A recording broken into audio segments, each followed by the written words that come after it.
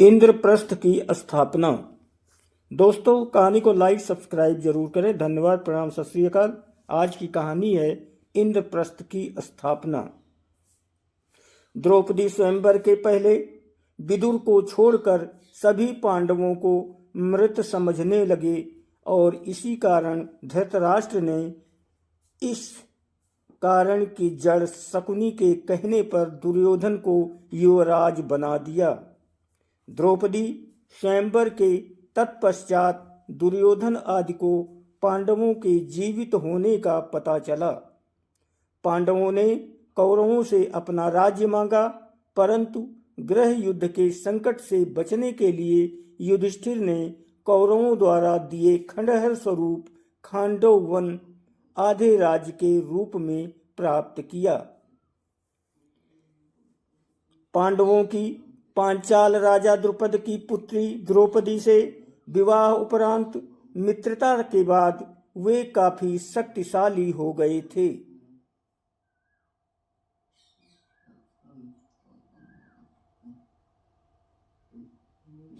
तब हस्तिनापुर के महाराज धृतराष्ट्र ने उन्हें राज्य में बुलाया। धृतराष्ट्र ने युधिष्ठिर को संबोधित करते हुए कहा, हे कुंती पुत्र, अपने भ्राताओं के संग जो मैं कहता हूँ सुनो। तुम खांडव प्रस्थ के वन को हटाकर अपने लिए एक शहर का निर्माण करो, जिससे कि तुम में और मेरे पुत्रों में कोई अंतर न रहे। यदि तुम अपने स्थान में रहोगे तो तुमको कोई भी क्षति नहीं पहुंचा पाएगा। पार्थ द्वारा रक्षित तुम खांडव प्रस्थ में निवास करो और आधा राज्य भोगो। धृतराष्ट्र के कथनानुसार पांडवों ने हस्तिनापुर से प्रस्थान किया। आधे राज्य के आश्वासन के साथ उन्होंने खांडव प्रस्थ के वनों को हटा दिया। उसके उपरांत पांडवों ने श्री कृष्ण के साथ मय दानव की सहायता से उस शहर का सौंदर्यीकरण किया। वो शहर एक द्वितीय स्वर्ग के समान हो गया। उसके बाद सभी महारथियों व राज्यों के प्रतिनिधियों की उपस्थिति में वहाँ श्री कृष्ण द्वैपायन व्यास के सानिध्य में एक महान यज्ञ और गृह प्रवेश अनुष्ठान का आयोजन हुआ।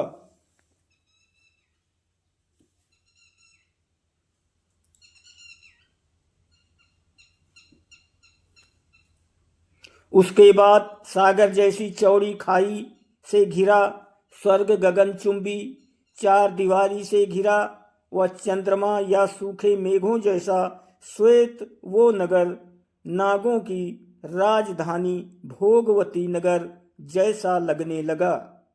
इसमें अनगिनत प्रासाद, असंख्य द्वार थे, जो प्रत्येक द्वार गरुड़ के विशाल फैले पंखों की तरह खुले थे। इस शहर की रक्षा दीवार में मंदराचल पर्वत जैसे विशाल द्वार थे। इस शस्त्रों से सुसज्जित सुरक्षित नगरी को दुश्मनों का एक बाण भी खरोच तक नहीं लगा सकता था। उसकी दीवारों पर तोपें और सकंदमियां रखी थीं, जैसे दो मुही सांप होते हैं। बुर्जियों पर सशस्त्र सेना के सैनिक लगे थे। उन दीवारों पर बृहत लौह चक्र भी लगे थे। यहाँ की सड़कें चौड़ी और साफ सुथरी थीं। उन पर दुर्घटना का कोई भय नहीं था। भव्य महलों, अट्टालिकाओं और प्रासादों से सुसज्जित ये नगरी इंद्र की अमरावती से मुकाबला करती थी।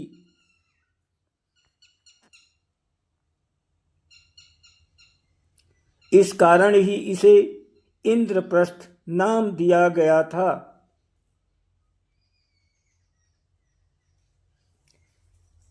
इस शहर के सर्वश्रेष्ठ भाग में पांडवों का महल स्थित था।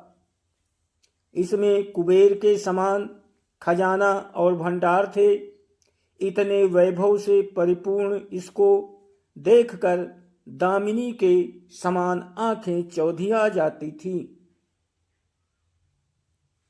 जब शहर बसा तो वहां बड़ी संख्या में ब्राह्मण आए, जिनके पास सभी वेद शास्त्र इत्यादि थे। वह सभी भाषाओं में पारंगत थे। यहाँ सभी दिशाओं से बहुत से व्यापारी गण पधारे। उन्हें यहाँ व्यापार कर धन दौलत मिलने की आशाएं थी। बहुत से कारीगर वर्ग के लोग भी यहाँ आकर बस गए।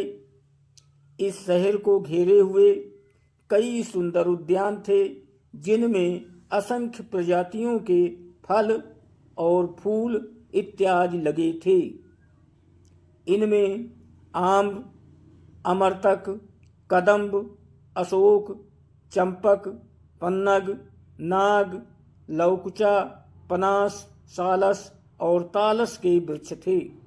तमाल, वकुल और केतकी के महकते पेड़ थे।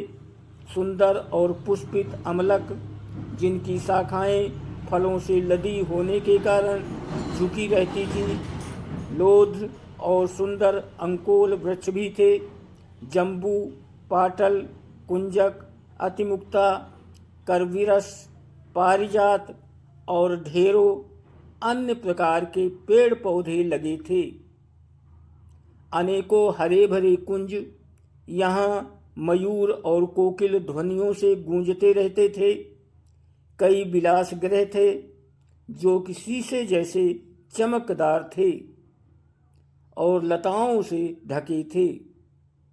यहाँ कई कृत्रिम टीले थे और जल से ऊपर तक भरे सरोवर और झीलें, कमल, तड़ाग, जिनमें हंस और बतखें, चक्रवाक इत्यादि किलोल करते रहते थे।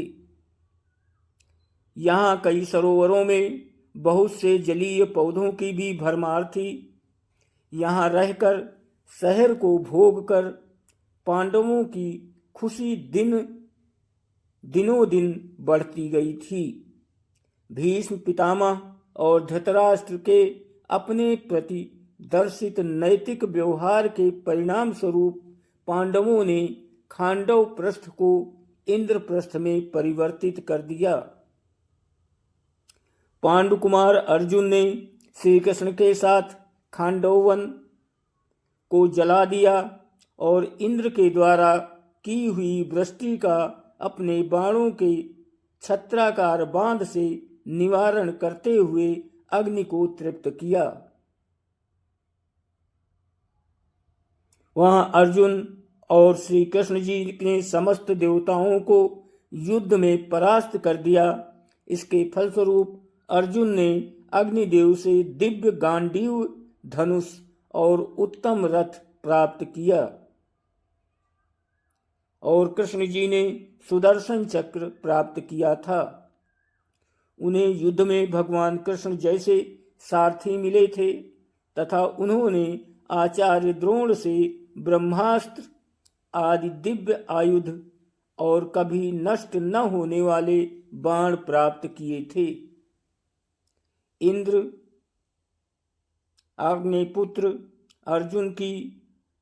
पुत्र अर्जुन की वीरता देखकर अति प्रसन्न हुए। इंद्र के कहने पर देवशिल्पी विश्वकर्मा और मैदानों ने मिलकर खांडवन को इंद्रपुरी, जिसने भव्य नगर में निर्मित कर दिया था, जिसे इंद्रप्रस्थ नाम दिया गया था। दोस्तों, आप सभी से निवेदन है, कृपया कहानी को लाइक सब्सक्राइब जरूर करें। धन्यवाद, प्रणाम, सत श्री अकाल।